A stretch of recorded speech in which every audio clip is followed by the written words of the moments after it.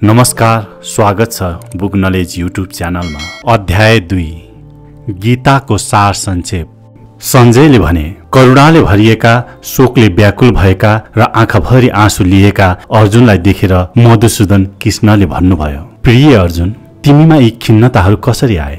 जीवनको मूल्य बुझ्ने मानिसका लागि यी कुराहरू सुहाउँदैनन्। यसबाट न स्वर्गीय लोकको प्राप्ति हुन्छ, न राम्रो कीर्ति नै रहन्छ। हे पृथा पुत्र अर्जुन, नामर्द नबन, तिमी जस्तो वीरलाई यो शोभा दिँदैन। हे शत्रु दमनकर्ता, हृदयको क्षुद्र दुर्बलतालाई त्यागेर युद्ध गर्न उठ। अर्जुनले भने, हे मधुसूदन, मैले कसरी युद्ध भूमिमा भीष्म र द्रोण जस्ता पूजनीय व्यक्तिहरूमाथि बाणले प्रहार गरौँ? ठूलो महानुभाव गुरुजनहरूलाई मार्नुभन्दा बरु यो संसारमा भिख मागेर बाँच्नु राम्रो हो। सांसारिक लाभका इच्छुक भए पनि तिनीहरू मेरा गुरुहरू हुन्।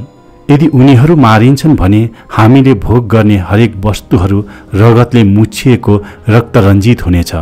हामीले उनीहरूलाई जिते राम्रो हुने हो कि उनीहरूले हामीलाई जिते राम्रो हुने हो, यो पनि हामीलाई थाहा छैन।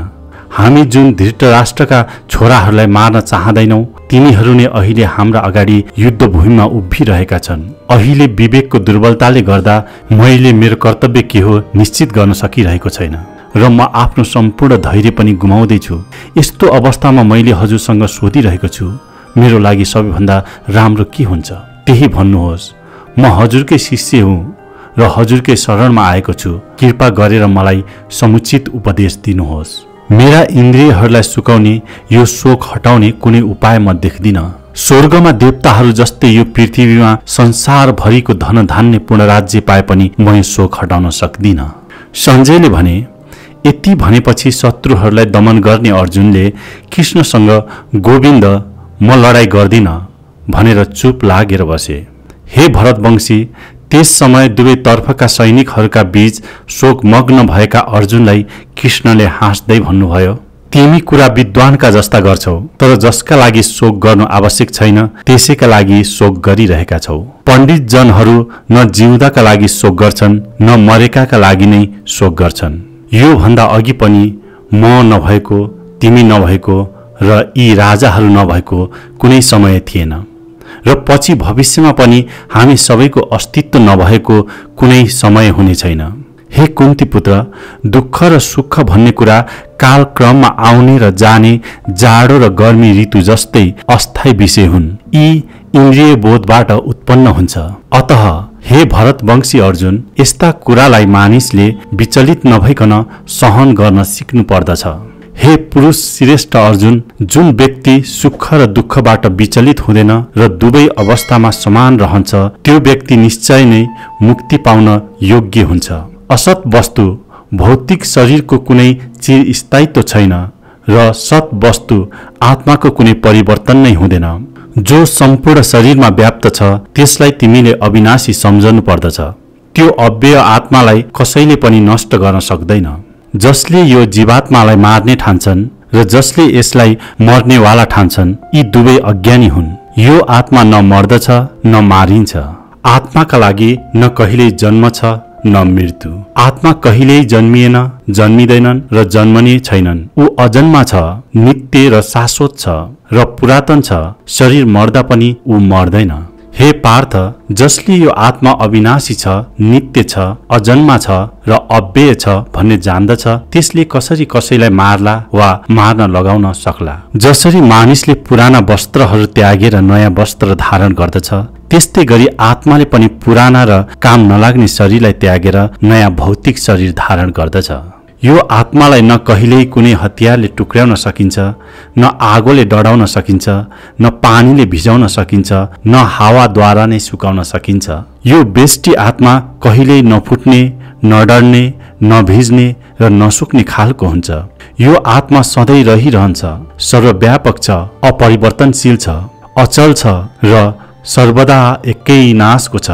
यो आत्मालाई अव्यक्त, अपरिवर्तनीय भनिन्छ। यो कुरा बुझेर पनि तिमीले शरीरका लागि शोक गर्नु हुँदैन। यदि तिमीले आत्मालाई सधैँ जन्मिरहने र सधैँ मरिरहने ठान्छौ भने पनि हे महाबाहु, तिमीले यसका लागि शोक गर्नुपर्ने कुनै कारण छैन। जो जन्मिएको छ त्यो अवश्य मर्छ र मरेपछि फेरि जन्मिन्छ। अतः आफ्नो नगरी नहुने कर्तव्यको पालन तिमीले गर्नै पर्दछ र यसमा कुनै शोक गर्नु हुँदैन। जन्मनुभन्दा अगाडि सबै जीवहरू अव्यक्त अवस्थामा हुन्छन्। जन्मेर नमरुन्जेलको मध्य अवस्थामा तिनीहरू व्यक्त हुन्छन् र मरेपछि फेरि अव्यक्त नै हुन्छन्। अतः यसमा शोक गर्नुपर्ने के आवश्यकता छ? यो आत्मालाई कसैले आश्चर्यका रूपमा हेर्दछन्, कसैले आश्चर्यका रूपमा व्याख्या गर्दछन्, कसैले आश्चर्यका रूपमा यसका बारेमा सुन्दछन्, तर कोही यसका बारेमा सुनेर पनि केही बुझ्न सक्दैनन्। हे भरतवंशी अर्जुन, शरीरमा रहने शरीरका स्वामीलाई कहिल्यै मार्न सकिँदैन।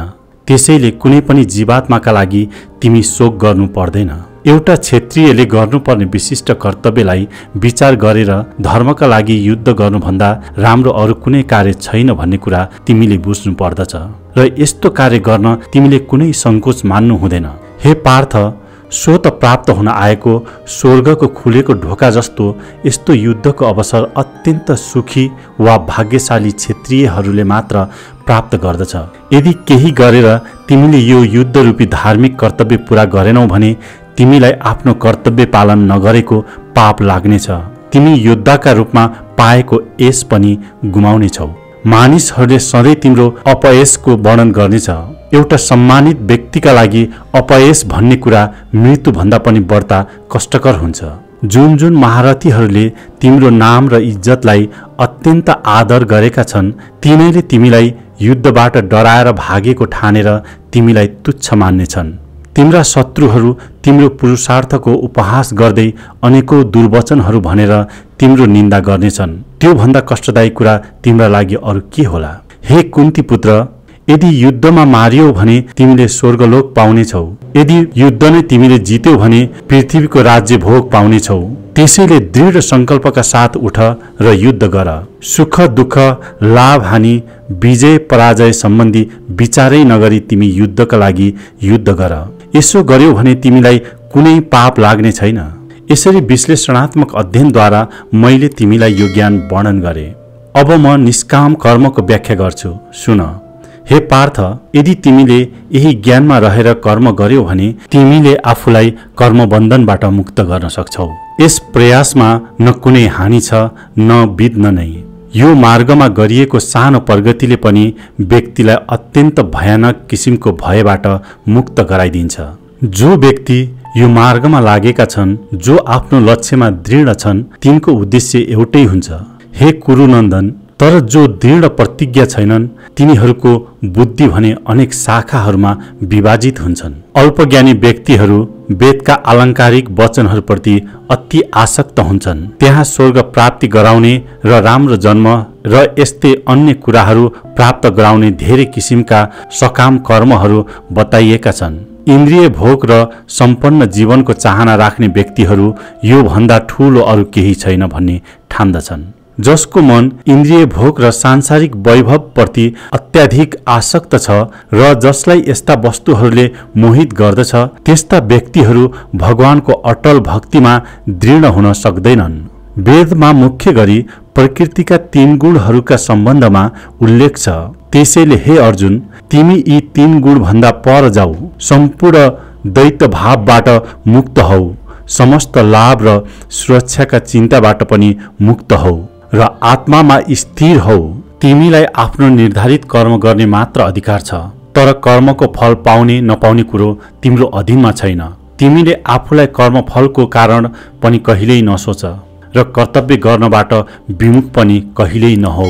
हे अर्जुन, सफलता वा असफलताका सम्पूर्ण आसक्तिलाई त्याग गरेर समभावमा रहेर आफ्नो कर्तव्य गर। यही समभावलाई नै योग भनिन्छ।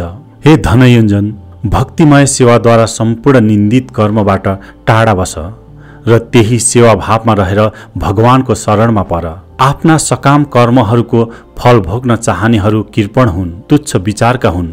भगवत भक्तिमा लागेको मानिसले यही जीवनमा नै आफूलाई राम्रा र नराम्रा दुवै कर्मबाट मुक्त गराउँदछन्। त्यसैले तिमी भक्ति योग प्राप्त गर्ने प्रयत्न गर, किनभने सम्पूर्ण कर्मको कुशलता नै योग हो। यसरी भगवानको भक्तिमा तल्लीन रहेर महर्षिहरू वा भक्तहरूले आफूलाई सांसारिक कर्मका प्रतिफलबाट मुक्त गर्दछन् र यसरी नै जन्म र मृत्युका चक्रबाट मुक्त भएर तिनीहरूले सम्पूर्ण दुःखभन्दा परको अवस्था भगवत धाम प्राप्त गर्दछन्। जब तिम्रो बुद्धिले मोहरूपी घना जङ्गललाई पार गर्नेछ, त्यस समय तिमी पहिल्यै सुनिसकिएका र सुन्नुपर्ने सबै कुराहरूप्रति विरक्त हुनेछौ। जब तिम्रो मन वेदको आलङ्कारिक भाषाबाट विचलित हुने छैन र आत्माको अनुभूतिमा एकाग्र भएर स्थिर रहनेछ, तब मात्र दिव्य चेतना प्राप्त गर्नेछौ। अर्जुनले सोधे, हे कृष्ण, अध्यात्ममा लीन भएका व्यक्तिको पहिचान के हो? ती कसरी बोल्छन्? तिनको भाषा कस्तो हुन्छ? ती कसरी बस्छन् अनि कसरी हिँड्छन्? भगवानले भन्नुभयो, हे पार्थ, जब मानिसले मानसिक चिन्तनबाट इन्द्रिय तृप्तिका लागि उठ्ने सबै किसिमका इच्छाहरूलाई त्यागिदिन्छ र त्यसरी पवित्र हुन पुगेको उसको मनले आफ्नै आत्मामा परम सन्तुष्टि प्राप्त गर्न थाल्दछन्, अनि मात्र त्यस्तो व्यक्तिलाई पावन तथा दिव्य चेतनामा अवस्थित मानिन्छ। तीन तापहरूका बीचमा रहँदा पनि जसको मन विचलित हुँदैन वा सुखमा हुँदा जसको मन प्रफुल्लित हुँदैन र जो डर, क्रोध र आसक्तिबाट मुक्त छ, त्यसैलाई स्थिति प्रज्ञ सन्त भनिन्छ। यस भौतिक संसारमा जसले असल कुरा प्राप्त हुँदा हर्षित हुने र अशुभ कुरा आइपर्दा घृणा गर्ने गर्दैन, त्यही नै पूर्ण ज्ञानमा अवस्थित भएको व्यक्ति हो। जसरी कछुवाले आफ्ना अङ्गहरूलाई खुम्च्याएर खोलभित्र समेट्दछ, त्यसै गरी जसले आफ्नो इन्द्रियहरूलाई तिनका विषयबाट खिच्दछ, त्यही व्यक्ति नै दृढतापूर्वक पूर्ण चेतनामा स्थिर रहन्छ। कुनै देहधारी जीव इन्द्रिय भोगबाट मुक्त भए पनि उसमा त्यसको वासना भने रहिरहन्छ। तर यदि त्योभन्दा उत्कृष्ट रसको स्वाद उसले पायो भने विषय भोगको अभिरुचि समाप्त हुन्छ र ऊ कृष्ण चेतनामा स्थिर हुन्छ। हे अर्जुन, इन्द्रियहरू कति बलवान र वेगवान छन् भने तिनीहरूलाई नियन्त्रण गर्ने प्रयत्नशील विवेकी मानिसको मनलाई पनि तिनले बलपूर्वक हरण गरिदिन्छ। इन्द्रियका विषयहरूको चिन्तन गर्दा गर्दै मानिस तिनै विषयमा आसक्त हुन्छन्। यस्तो आसक्तिबाट काम उत्पन्न हुन्छ र कामबाट क्रोध उत्पन्न हुन्छ। क्रोधबाट पूर्ण मोह उत्पन्न हुन्छ। मोहबाट स्मरण शक्ति भ्रमित हुन्छ। स्मरण शक्ति भ्रमित भएपछि बुद्धि नाश हुन्छ। जब बुद्धि हराउँछ, मानिस यो संसार रूपी कुवामा फेरि खस्दछ। तर सम्पूर्ण राग र देशबाट मुक्त भएको र स्वतन्त्र नीति नियमहरूद्वारा आफ्नो इन्द्रियहरूलाई नियन्त्रण गर्न सक्ने व्यक्तिले भगवानको पूर्ण कृपा प्राप्त गर्न सक्दछ।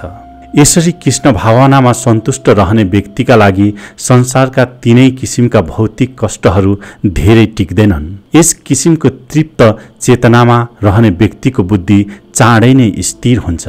जो व्यक्ति कृष्ण भावनामा रहेर भगवानसँग जोडिएको छैन, त्यो व्यक्तिको न बुद्धि नै दिव्य हुन सक्दछ, न त मन नै स्थिर हुन सक्दछ। अस्थिर मन भएका व्यक्तिले शान्ति प्राप्त गर्नु सम्भव छैन र शान्ति बिना सुख कसरी पाउन सकिन्छ र? जसरी पानी माथिको डुङ्गालाई शक्तिशाली हावाले हुत्याएर एकातिर पुर्याइदिन्छ, त्यसै गरी विचारशील इन्द्रियहरूमध्ये कुनै एकमा एकाग्र भएको मनले मानिसको बुद्धिलाई नै हरण गरिदिन्छ। त्यसैले हे महाबाहु, जसका इन्द्रियहरू आफ्ना विषयबाट पूर्णतः हटेर नियन्त्रणमा आएका छन्, त्यसैको बुद्धिलाई निसन्देह स्थिर बुद्धि मान्नु पर्दछ। जुन समय सबै जीवहरूका लागि रात्रि हुन्छ, त्यसमा आत्मा संयमी पुरुष जागृत रहन्छन् र सबै जीवहरू जाग्ने समय आत्मदर्शी मुनिहरूका लागि रात्रि हुन्छ।